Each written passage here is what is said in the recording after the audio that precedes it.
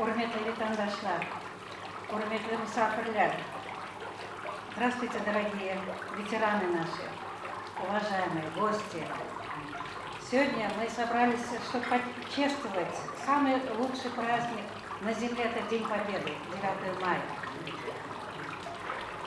Чем больше отдаляется эта дата, тем мы больше осознаем значимость этого дня, этой победы. Потому что благодаря этому празднику, этой победе, который унес миллионы жизней наших соотечественников, мы живем в мирном государстве. И думаю, что мы многие века будем защищать эту свободу, этот мир. Я немножечко хочу остановиться на истории своего отца. Мой отец в 1939 году должен был закончить автодорожный техникум в Симферополе. Но началась Советско-финская война. Его забрали из действующей армии на эту войну. 2 года прослужив на острове Гангут. А Гангут, это находился этот остров на территории Финляндии. Он был арендован Советским Союзом. Там располагалась авиабаза. И вот после, значит, 2 лет войны в Финляндии началась Отечественная война. И он был уже как бы переведен в другую территорию. Он пережил блокаду с первых до последних дней. Он, значит, возил для блокадного Ленинграда продукты для населения Ленинграда по Ладожскому озеру. Даже если вы помните фильм «Блокада», там есть сцена, когда вот, машины полуторки, которые возили продукты детям Ленинграда, утонула в Ладожское озеро.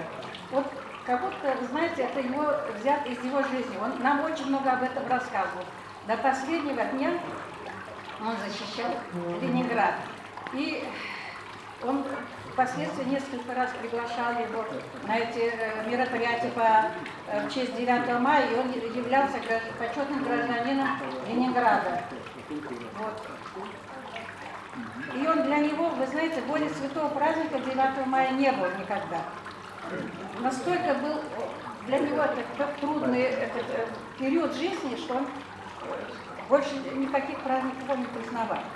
И вот я хочу призвать. Он защищал, говорил, что был в Варшаве, в Праге, дошел до Берлина, на Рейхстаге написано его имя. Он написал и говорил всегда, если я поеду в Германию, и меня пустят в этот Рейхстаг, у меня написано мелом на стене Мустафа Татарин деп yazған екен. Она увидела морда. Сон Гангут немедленно наградили его орденом Гангут. Это Гангут, это буквально 3-4 человека, награждены в Советском Союзе, были этим орденом Гангут. И вот его однополчанец был в Москве, когда он встретился с Мересиевым, Алексеем Мересиев, герой Советского Союза, и мимо шел и увидел этот орден и подошел, поинтересовался, откуда, говорит, у вас такой редкий этот орден. И он рассказал свою историю. Так что даже в прошлом году, когда я на Бессмертный полк делала, значит, снимала копии этих орденов, у меня даже спросили, сколько, говорит, людей подходило, и ни у кого не было такого ордена. Так что я горжусь, что отец мой внес такой вклад.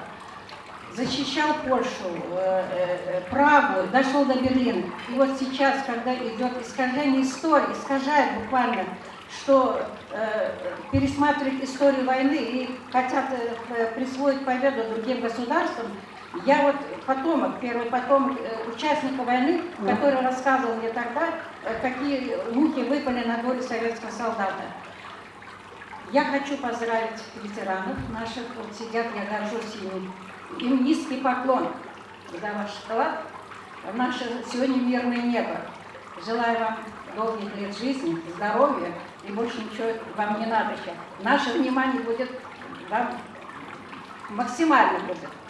И я благодарна Светомиру Нуридиновичу, что он каждый год, как бы, знаете, объединяет и молодых, и это он как бы связывает вот эти поколения, оказывает влияние на молодежь и связывает эти поколения, чтобы они почитали, чтобы знали, какой ценой мы живем за счет чего мы живем в этом государстве. И чтобы ценили и прививали своим детям, своим родственникам, всем, чтобы был мир у нас. Еще раз низкий поклон ветеранам. Поздравляю вас всех с этим праздником. Здоровья!